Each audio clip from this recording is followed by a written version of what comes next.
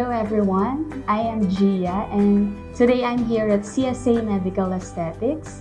I first met Doktora kung saan ako nag-work ngayon and I asked her on how I can improve my dark circles under eyes. And she recommended me to visit her clinic and try a treatment that will best suit my concern. Please like and subscribe.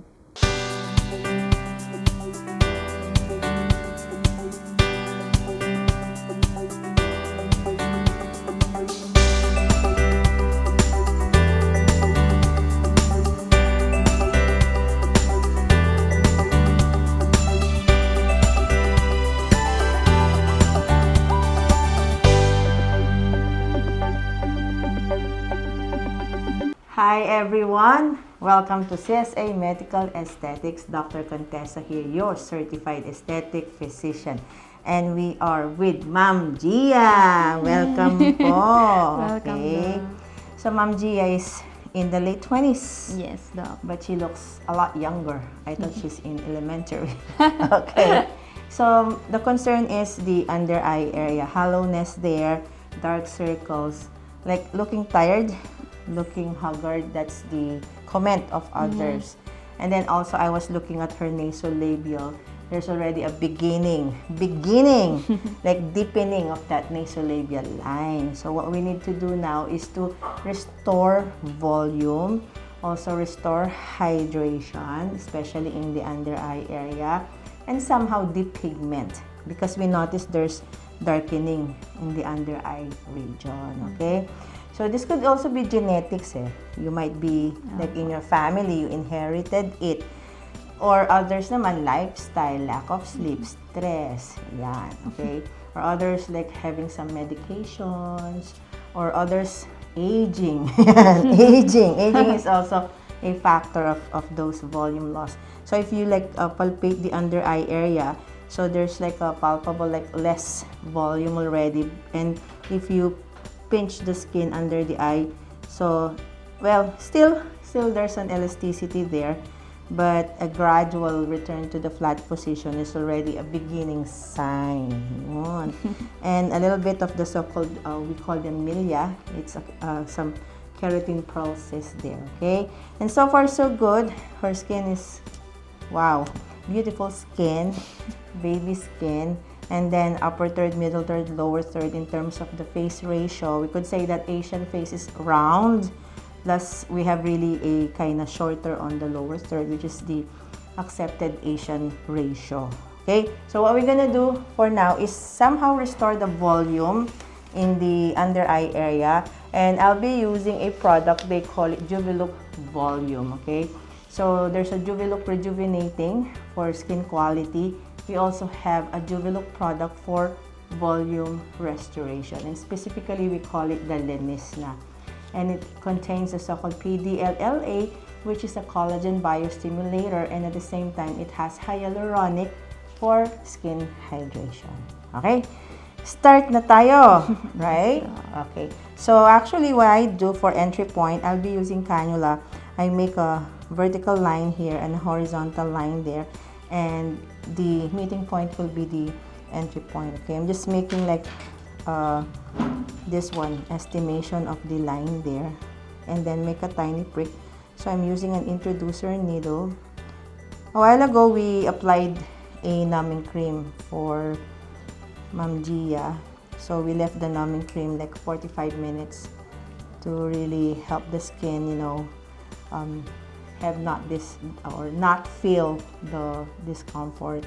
Okay, so I'm using a PDLLA for volume restoration, and for volume restoration I use the dip plane for the placement of the product material. So we're working towards the tear trough there, so I'm using a cannula, and this is delivering it in the so-called layer 4. Okay, and I'll also work on the so-called lateral canthus area. So some resistance there because we have the so-called lateral orbital thickening, and we know we have some of the ligaments there. So I'm just gonna direct this cannula onto this area here, and there's a push of the product. Okay. So the Juvelook Volume, you can also combine some micronutrients there. Like for example, if you have the NCTF, you can add that. Or since this already has hyaluronic, you may still want to add a little bit of your hyaluronic, cross-link or non-cross-link hyaluronic to further restore volume and hydrate the tissues. Okay, so this is just working on the under eye area. Now, I'll also combine the treatment with improvement of the nasolabial fold. So I can use the same entry point and just deliver this Juvelook Volume or Lenisna into the nasolabial fold there. And this will further stimulate collagen and improve quality as well of the skin and restore volume and lead to tightening, firming, and some lifting effect. So I want to reach the so-called nasolabial triangle here using just one entry point and deliver it there, and then I'll just deliver it all throughout this line here. So I just use the single entry point. You may also create another entry point at the base of the corner of the mouth. Now, to minimize any puncture, I can just use this. So for doctors, they already know the facial vessels. So you have to know the layer where you have those. Just avoid that layer. Plus, I'm using a cannula. It reduces any risk for any vessel kind of injury or puncture. Okay. So I'm finishing to the distal third of that nasolabial fold. There you go. We've done the right side. Let's proceed to the other side.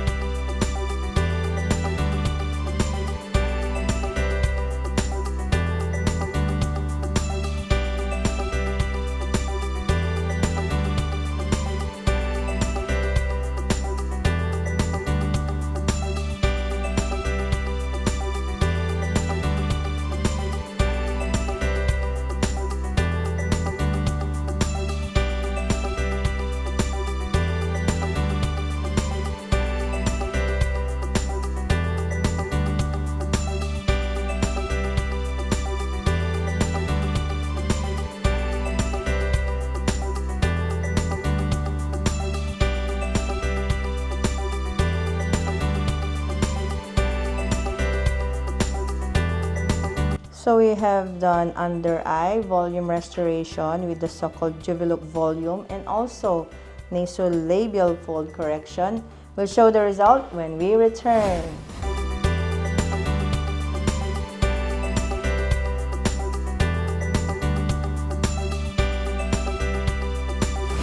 And we're back. Let's show the result to Ma'am Gia. Ma'am Gia, this is the mirror. So we had done the under eye volume restoration using our so-called Juvelook Volume or Lenisna. And we also did a correction of that deep nasolabial line using the same, the Juvelook Volume or Lenisna containing the PDLLA Collagen Biostimulator. How are you, Ma'am Gia? I'm doing So far, okay. so good, right? Yes. It's actually her first time to receive treatments like this. And even injectables on the face. Yes. First time. And she looks so young. So this is the typical Filipino face. Young look, baby face, round shape. That's why they were thinking that Filipinos are like immortals or vampires. Because they were saying we don't age, okay? So the procedure that we had done was to help restore again the volume, the good quality of the skin, the elasticity of the skin, and at the same time reduce that pigmentation or the dark circle effect. And then also here, I noticed kasi that there's this edge line already on the nasolabial fold. So we wanted to treat that before it becomes kind of deeper or it could progress to a severe nasolabial fold. There you go. How was the experience, Ma'am Gia, so far? How was it? Honestly, it was okay. Yeah. Just very minimal pitching, but it was Yes. tolerable. Yeah. Just the tiny prick from that Yes. needle. So I only use a single entry point to to deliver the product in those anatomical regions. And the good thing with Ma'am Gia is she has a high tolerance to pain. So it's okay with her. And then I was also advising her because a while ago I was noticing some twitching on the eye area, like some of the orbicularis muscle. They have this involuntary twitch, and I think you're overworked, overfatigued. Like you're always in front of the computer most of the time. You'll have eye strain or lack of sleep. So we need to supplement with vitamin B12. Now, I will also recommend applying vitamin K in the under eye area, especially for those individuals with puffiness under eye or dark circles. Also, the vitamin K topical, you can apply that morning and night. And these are also preventing swelling and also will help in reducing any bruising, okay?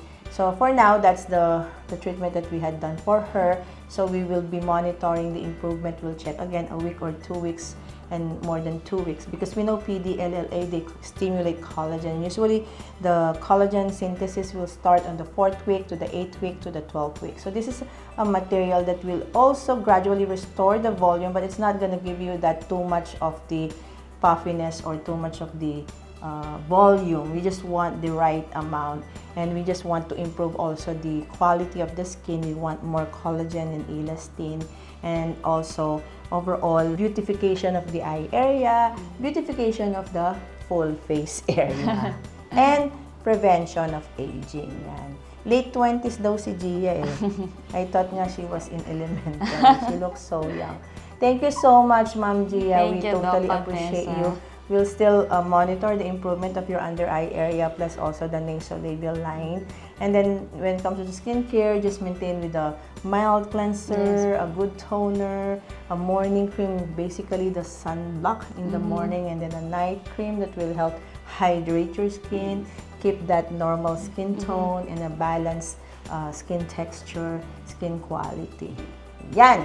Thank you! Thank you so much. If you have any questions po, you may email us at csaskinclinic@yahoo.com, our FB page, CSA Medical Aesthetics, Instagram, CSA Medical Aesthetics. Ma'am Gia, pwede ka ba namin i-follow? Pwede po. Saan ka namin i-follow? You can follow me at Paras Gia on Instagram. Let's follow her. And follow us too at our YouTube channel, Contessa Salvador. And please do watch our other videos, other episodes, other topics po.